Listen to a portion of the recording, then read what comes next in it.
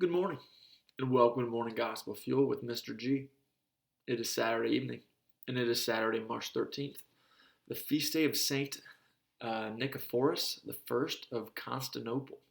And he was a patriarch of Constantinople in the late 700s and early 800s. I really don't know much else about him, but today's Gospel is from Luke chapter 18, verses 9 through 14. Let's begin in the name of the Father, Son, and Spirit. Amen.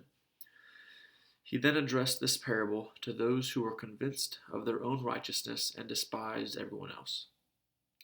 Two people went up to the temple area to pray. One was a Pharisee and the other was a tax collector. The Pharisee took up his position and spoke this prayer to himself. O God, I thank you that I am not like the rest of humanity, greedy, dishonest, adulterous, or even like this tax collector. I fast twice a week and I pay tithes on my whole income. But the tax collector stood off at a distance and would not even raise his eyes to heaven, but beat his breast and prayed, O God, be merciful to me, a sinner. I tell you, the latter went home justified, not the former. But everyone who exalts himself will be humbled, and the one who humbles himself will be exalted. All right, what another great parable by Jesus. As the Pharisee, who was considered one of great holiness in those times, you can notice the amount of gloating they did, because Jesus is making a comparison in this parable with the Pharisee, who are known as holy people, as well as the tax collector, who are considered huge offenders and sinners.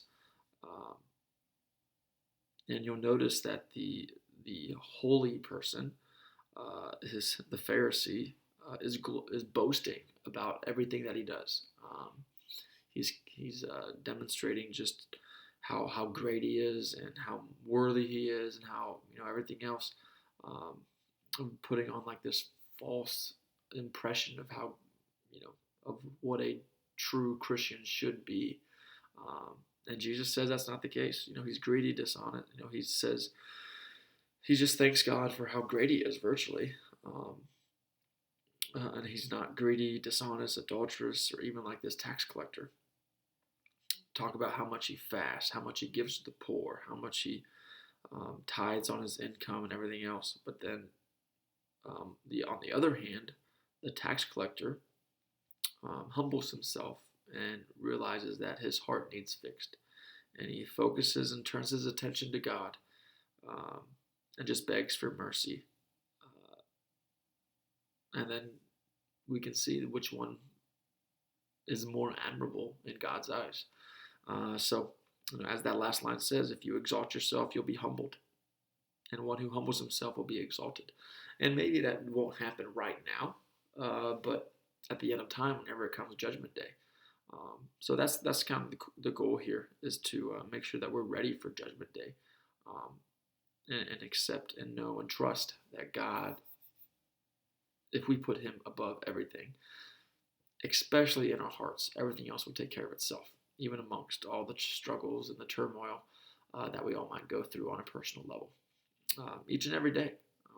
So that is the challenge, is making sure that we don't try to seek anything specifically for ourselves, just to turn ourselves and put ourselves in God's presence, just like the tax collector did in his sinfulness and his weakness. He demonstrated that humility, and he'll get his reward someday. So we might be amazed at what he'll do for us, and also with us and through us, to help others on top of ourselves. So there's the challenge. Humility, humility, humility.